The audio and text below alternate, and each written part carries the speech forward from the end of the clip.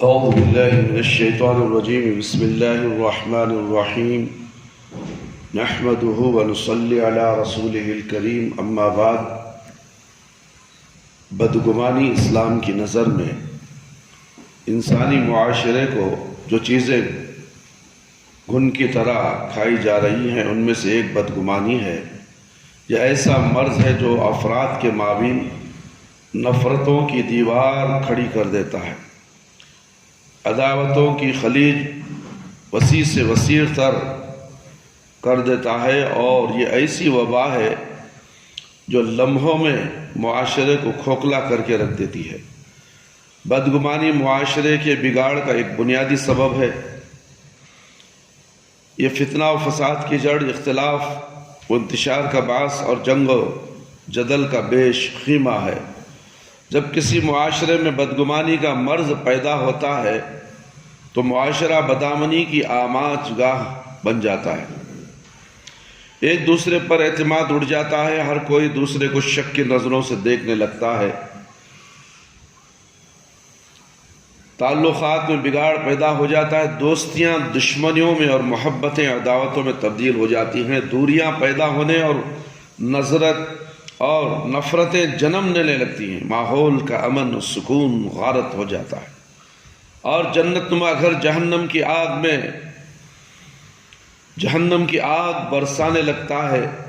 انہی خرابیوں کی وجہ سے اسلام نے بدگمانی کو جرم عظیم اور گناہ کبیرہ قرار دیا ہے۔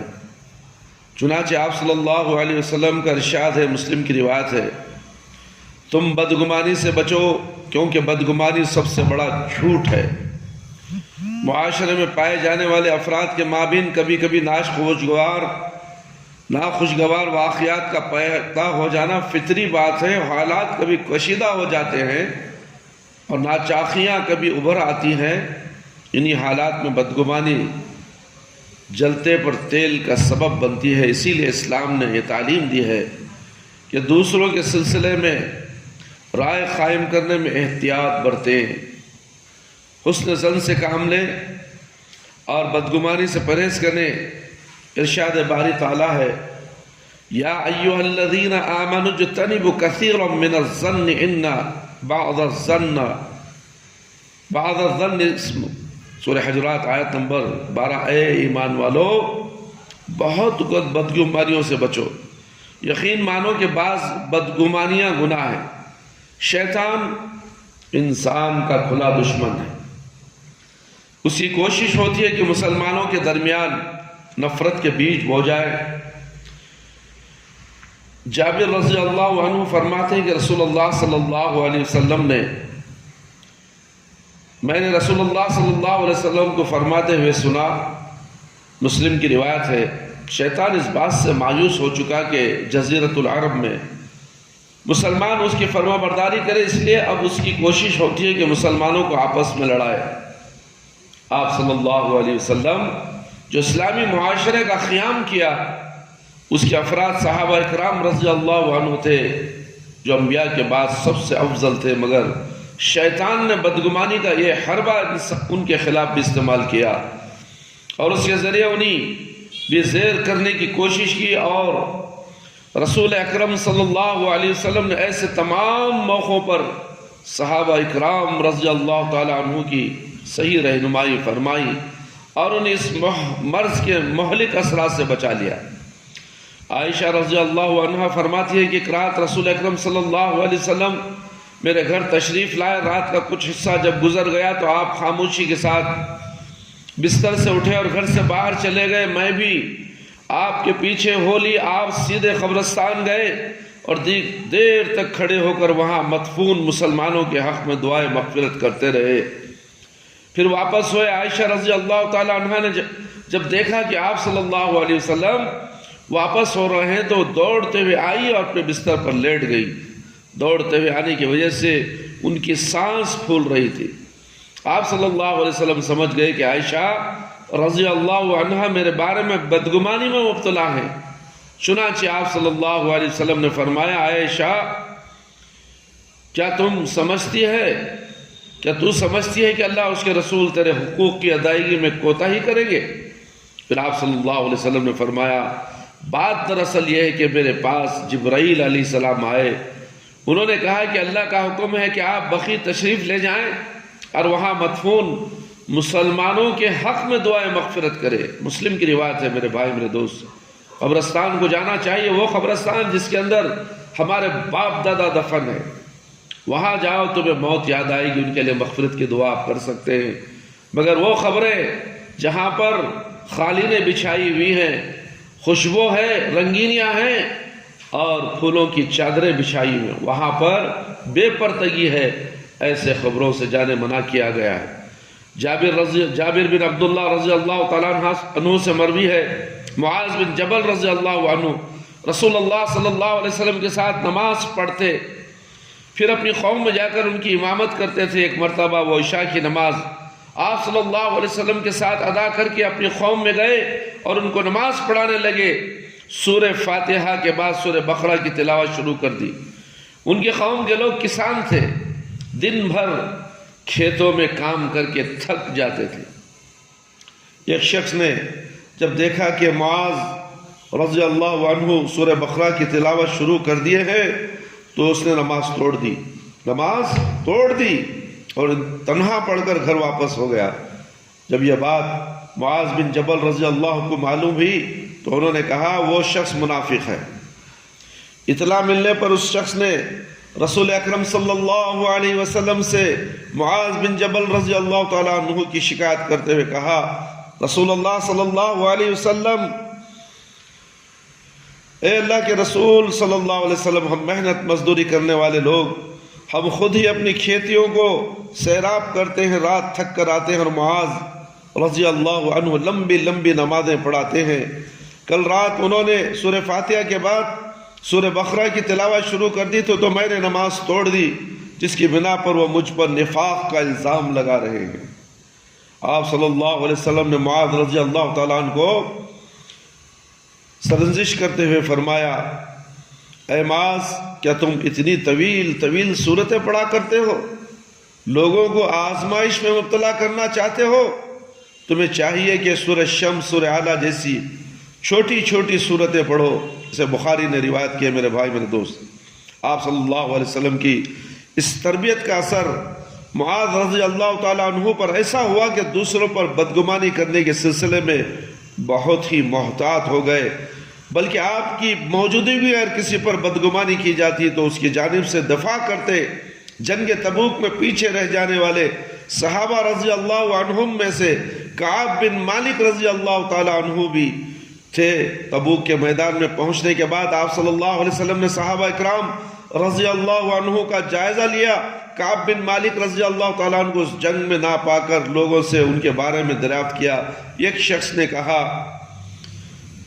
ان کو ان کی طاقت کے غرور اور دولت کے نشے نے اس جنگ میں شریک ہونے سے روک کے رکھا ہے۔ یہ سن کر معاذ رضی اللہ تعالیٰ نے فوراً اس شخص کی نکیر کی اور کہا بئس ما قلت، تم نے ایک مسلمان کے تعلق سے کیا ہی بری بات کہی ہے۔ پھر آپ صلی اللہ علیہ وسلم نے رسول اکرم صلی اللہ علیہ وسلم سے کہا، اللہ کے رسول صلی اللہ علیہ وسلم، ہم نے ان کو ہمیشہ بہتر پایا، ہم ان کے بارے میں حسن ظن رکھتے ہیں، ممکن ہے کہ کسی مجبوری کی وجہ سے اس جنگ میں شریک نہ ہوئے ہو۔ یہ سن کر آپ صلی اللہ علیہ وسلم خاموش رہے۔ یہ بھی مسلم کی روایت ہے۔ میاں بیوی کے تعلقات میں بگاڑ کی اکثر وجہ بدگمانی ہوا کرتی ہے، بسا اوقات طلاق اور خلا کی نوبت بھی آ جاتی ہے۔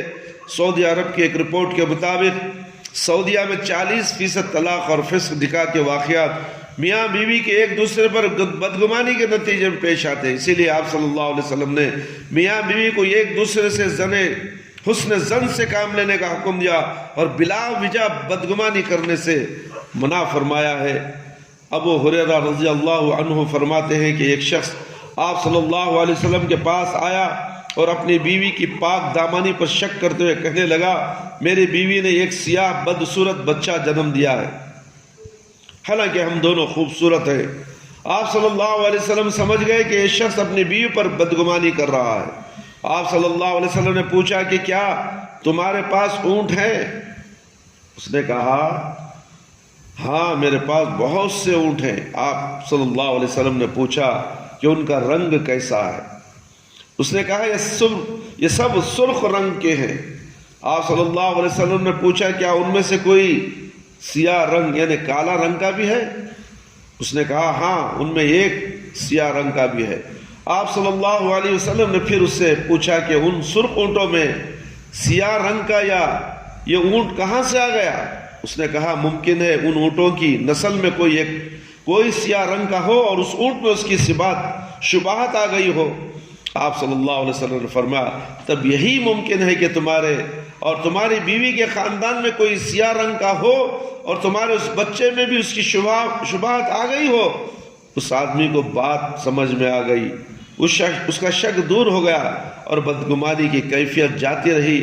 سے بھی بخاری نے ذکر کیا ہے بدگمانی کی وجہ سے معاشرے کا امن و سکون کس قدر متاثر ہوتا ہے، اس کا اندازہ واقع افق سے لگایا جا سکتا ہے، جس کی تفصیل بخاری میں موجود ہے۔ آپ صلی اللہ علیہ وسلم کا معمول تھا جب کسی طویل سفر پر روانہ ہوتے تو جنگ کے لیے نکلتے تو ازواج مطہرات میں کسی ایک کو اپنے ساتھ لے لیتے۔ غزوہ بنو مصطلق میں آپ صلی اللہ علیہ وسلم کی ہمراہ عائشہ رضی اللہ عنہا تھی۔ جنگ سے واپسی میں مدینے کے قریب ایک جگہ اسلامی لشکر رکا۔ عائشہ رضی اللہ عنہا قضائے حاجت کے لیے گئی، واپس آنے میں تاخیر ہو گئی کیونکہ ان کے گلے کا ہار گم ہو گیا تھا۔ اس کی تلاش میں تاخیر ہو گئی۔ جو وہ واپس آئی تو دیکھا کہ لشکر جا چکا ہے، پھر لوٹ کر آئے گا، اس خیال سے وہ وہیں بیٹھ گئی۔ اتنے میں ان کی آنکھ لگ گئی۔ کچھ دیر کے بعد وہاں سے صفوان بن معطل رضی اللہ عنہ کا گزر ہوا۔ انہوں نے ام المومنین عائشہ رضی اللہ تعالیٰ عنہ کو حجاب کے احکام نازل ہونے سے قبل دیکھا تھا۔ وہ عائشہ رضی اللہ عنہ کو پہلی ہی نظر میں پہچان گئے اور ان کی زبان سے انا للہ و انا الیہ راجعون کے الفاظ نکلے۔ یہ الفاظ جیسے ہی عائشہ رضی اللہ تعالیٰ عنہ کے کان میں پڑے ان کی آنکھ کھل گئی۔ وہ فرماتی ہیں کہ اللہ کی قسم صفوان نے مجھ سے کوئی بات کی نہ ان کی زبان سے انا للہ کے علاوہ کوئی اور کلمہ نکلا۔ انہوں نے اپنی سواری بٹھا دی، میں اس پر سوار ہو گئی اور اونٹ کی نکیل تھامے ہوئے پیدل چلتے رہے۔ جب اسلامی لشکر کے پاس پہنچے تو رئیس المنافقین عبداللہ بن ابی اور اس کی ساتھیوں نے عائشہ رضی اللہ تعالیٰ عنہا کا صفوان بن معطل رضی اللہ تعالیٰ عنہ کے ساتھ تنہا آتے دیکھا تو بدگمانی کرنے لگے اور عائشہ رضی اللہ تعالیٰ عنہ پر بدکاری کا الزام لگا دیا اور زور و شور سے اس کا پروپگنڈا کیا کہ سارے مدینے میں یہ بات پھیل گئی۔ بعض سادہ لوگ مسلمان بھی اس شیطانی فریب کا شکار ہو گئے۔ عائشہ رضی اللہ تعالیٰ عنہ پر لگائے گئے الزام کی تائید کرنے لگے۔ رسول اکرم صلی اللہ علیہ وسلم اور صحابہ اکرام رضی اللہ عنہم سب پریشان تھے، کسی کی سمجھ میں کچھ نہیں آ رہا تھا کہ کیا کیا جائے۔ مدینے کی فضا آلودہ ہو چکی تھی۔ آپ صلی اللہ علیہ وسلم اس سلسلے میں کبھی علی رضی اللہ تعالیٰ عنہ سے تو کبھی اسامہ بن زید رضی اللہ تعالیٰ عنہ سے مشورہ کرتے، کبھی بریرہ رضی اللہ تعالیٰ عنہ سے تو کبھی انصار اور مہاجرین کے اجلائے صحابہ سے رائے طلب کرتے کہ کیا کیا جائے، مگر کوئی حل کسی کی سمجھ میں نہیں آ رہا تھا۔ مسلسل 1 مہینے تک یہی کیفیت رہی۔ 1 مہینے کے بعد آپ صلی اللہ علیہ وسلم پر وحی نازل ہوئی جس میں عائشہ رضی اللہ تعالیٰ عنہ کی برات کا اعلان کیا گیا، اور جو لوگ بے بنیاد الزام لگا رہے تھے اور بدگمانی کر رہے تھے ان پر 80 کوڑے برسانے کا حکم دیا گیا۔ ساتھ ہی مسلمانوں کو یہ تعلیم دی گئی لولا اذ سمعتموه ظن المؤمنون والمؤمنات بانفسهم خیرا وقالوا هذا افک مبین۔ سورہ نور آیت نمبر 12 سے سنتے ہی مومن مردوں اور عورتوں نے اپنے حق میں نیک گمانی کیوں نہ کی اور کیوں نہ کہہ دیا کہ یہ کھلم کھلا صریح بہتان ہے۔ ایک مومن کو چاہیے، میرے بھائی میرے دوست، ایک مومن کو چاہیے کہ کسی مسلمان پر بدگمانی نہ کرے، اور اگر کوئی ایسی صورتحال پیش آ جائے تو بدگمانی کرنے کے بجائے پہلے تحقیق کر لے، تحقیق کے بعد جو نتیجہ سامنے آئے اس کے مطابق فیصلہ کرے۔ عمر رضی اللہ تعالیٰ اپنے خلاف دور خلافت میں عمار رضی اللہ تعالیٰ کو کوفے کا گورنر مقرر کیا تھا۔ وہاں کے لوگ بڑے شر پسند تھے، انہوں نے خلیفے سے عمار رضی اللہ تعالیٰ کی شکایت کی کہ انہیں صحیح طور سے نماز پڑھنی نہیں آتی، صحیح طور سے نماز پڑھنی نہیں آتی، عمر رضی اللہ تعالیٰ عنہ کو جب عمار رضی اللہ تعالیٰ عنہ کو کے متعلق یہ شکایت پہنچی تو آپ رضی اللہ عنہ نے جلد بازی سے کام نہیں لیا، ان کے بارے میں بدگمانی کرنے کے بجائے حسن ظن سے کام لیا، کیونکہ وہ جانتے تھے کہ عمار رضی اللہ عنہ سابقین اولین میں سے ہیں، اور آپ صلی اللہ علیہ وسلم کی صحبت میں 20 پر 3 سال کا طویل عرصہ گزار چکے ہیں، وہ اچھی طرح نماز پڑھنا اور پڑھانا جانتے تھے، مگر اس شکایت کا نوٹس لینا بھی ضروری تھا، اس لیے انہوں نے عمار رضی اللہ عنہ کو بلایا اور اسے دریافت کیا کہ تم کیسے نماز پڑھتے ہو، تم کیسے نماز پڑھتے اور پڑھاتے ہو؟ انہوں نے کہا میں آپ صلی اللہ علیہ وسلم کے بتائے ہوئے طریقے کے مطابق نماز پڑھتا ہوں اور پڑھاتا ہوں۔ پھر نماز پڑھ کر بتایا۔ عمر رضی اللہ تعالیٰ عنہ کو یقین ہو گیا، میرے بھائی میرے دوست، یہ ہے سنت کے مطابق نماز پڑھنے کا طریقہ اور تحقیق کرنے کا طریقہ۔ یہ کوفہ والوں کی شرارت ہے کہ انہوں نے عمار رضی اللہ تعالیٰ عنہ پر جھوٹا الزام لگایا ہے۔ اس تحقیق کے بعد انہوں نے عمار رضی اللہ تعالیٰ عنہ سے کہا، اے ابو اسحاق، تمہارے بارے میں ہمارا یہی حسن ظن تھا۔ اسی طرح اہل ایمان کو چاہیے کہ ان اسباب سے بھی اجتناب کرے جو لوگوں میں بدگمانی پیدا کرنے کا ذریعہ بنتی ہیں۔ مشہور واقعے کہ رسول اکرم صلی اللہ علیہ وسلم ایک مرتبہ رمضان المبارک میں اعتکاف میں تھے۔ ام المومنین صفیہ رضی اللہ عنہ آپ سے ملاقات کے لیے آئی، رات کا وقت تھا۔ جب واپس ہونے لگی تو آپ صلی اللہ علیہ وسلم نے انہیں رخصت کرنے کے لیے مسجد کے دروازے تک آئے۔ دروازے کے قریب پہنچے ہی تھے کہ وہ 2 انصاری صحابہ وہاں سے گزر ہوا۔ انہوں نے آپ صلی اللہ علیہ وسلم کو دیکھ کر سلام کیا۔ آپ صلی اللہ علیہ وسلم نے سلام کا جواب دینے کے بعد ان سے کہا ٹھہر جاؤ۔ پھر ان دونوں نے سے کہا یہ میری بیوی صفیہ ہیں۔ ان دونوں نے کہا سبحان اللہ، اے اللہ کے رسول صلی اللہ علیہ وسلم، آپ پر شک یا برا گمان کیسے کیا جا سکتا ہے؟ آپ صلی اللہ علیہ وسلم نے فرمایا شیطان ابن آدم کی رگوں میں خون کی مانند گردش کرتا رہتا ہے، مجھے اندیشہ ہوا کہ کہیں وہ تمہارے دلوں میں برا خیال یا بدگمانی نہ پیدا کر دے۔ اللہ اکبر، اللہ اکبر۔ ان تعلیمات کی روشنی میں ہر مسلمان کو چاہیے کہ دوسرے مسلمان کی عزت اور آبرو کی حفاظت کا خیال رکھے، اس کے بارے میں حسن ظن سے کام لے اور بدگمانی سے اجتناب کرے۔ کوئی شخص کسی کے بارے میں بدگمانی پھیلا رہا ہو تو اسے روکے اور مظلوم کے سلسلے میں حسن ظن کا اظہار کرے۔ موجودہ دور میں مسلمانوں کا رویہ اور اس معاملے میں نہایت افسوسناک ہے۔ بدگمانی کرنا اور بدگمانی پھیلانا اس وقت مسلمانوں کا شعار سا بن چکا ہے۔ اتنی گھناؤنی حرکت کرتے ہوئے احساس تک نہیں ہوتا کہ ہم گناہ کبیرہ کر رہے ہیں، اور نہ ہی سننے والوں میں اتنی جرت ہوتی ہے کہ بدگمانی کرنے والے کا منہ بند کرے۔ اس معاملے میں چھوٹے بڑے، پڑھے لکھے ان پڑھ سب برابر ہیں۔ اس کی وجہ سے مسلم معاشرے سے خیر و برکت اٹھ چکی ہے، کسی کی عزت محفوظ نہیں ہے۔ حسن ظن کے فقدان کی بنا پر آپسی تعاون کے ذریعے کوئی بڑا ملی اور قومی کام کم ہی ہو پا رہا ہے۔ اللہ تعالی ہمیں بدگمانی سے محفوظ رکھے، آمین یا رب العالمین۔ اللہ تعالیٰ سے دعا ہے کہ اللہ تعالیٰ مجھے اور آپ تمام کو ان تمام قرآن اور حدیث کی باتیں جو ہم نے آپ کے سامنے بدگمانی کے تعلق سے جو پیش کی ہیں اس پر غور و فکر کرتے ہوئے ہم بدگمانی سے بچنے کی کوشش کریں۔ اللہ تعالیٰ ہم کو اور آپ کو بھی اس کو توفیق عطا فرمائے۔ اللہ تعالیٰ ہمارے گناہوں کی مغفرت فرما دے، ہمیں 5 وقتہ نمازی بنا دے، وقت پر نماز پڑھنے والا بنا دے، ہماری نمازوں میں خشوع اور خضوع عطا فرما، ہماری جائز دعاؤں کو قبول فرما لے۔ اے اللہ تو رحم کرنے والا رحم فرما، اے اللہ شرک سے بچا لے، بدعت سے بچا لے، اے اللہ ہم سب کو صراط مستقیم پر چلا دے۔ اے اللہ کرونا جیسی موذی بیماری سے اللہ ہم تمام مسلمانوں کی حفاظت فرما، ہمارے گھر والوں کی حفاظت فرما، محلے والوں کی حفاظت فرما، سارے عالم کے مسلمانوں کی حفاظت فرما۔ اے اللہ جلد سے جلد اس کا خاتمہ فرما دے۔ اے اللہ سکون عطا فرما، راحت عطا فرما۔ اے اللہ قبر کے عذاب سے بچا لے، جہنم کی آگ سے بچا لے، قبر کے سوالات بالکل آسان فرما دے، قبر کی تاریکی کو روشنی بدل دے، میدان حشر میں رسوائی سے بچا لے۔ اے اللہ ہمیں موت دے تو ایمان کی حالت میں موت دے، جب ہماری روح ہمارے جسم سے نکلے تو اے اللہ ہماری زبان پر کلمہ لا الہ الا اللہ محمد رسول اللہ جاری رہے۔ ربنا آتنا فی الدنیا حسنۃ وفی الآخرۃ حسنۃ وقنا عذاب النار۔ ربنا ظلمنا انفسنا وان لم تغفر لنا وترحمنا لنكونن من الخاسرین۔ سبحان ربک رب العزت عما یصفون وسلام علی المرسلین والحمد للہ رب العالمین یا حی یا قیوم برحمتک استغیث.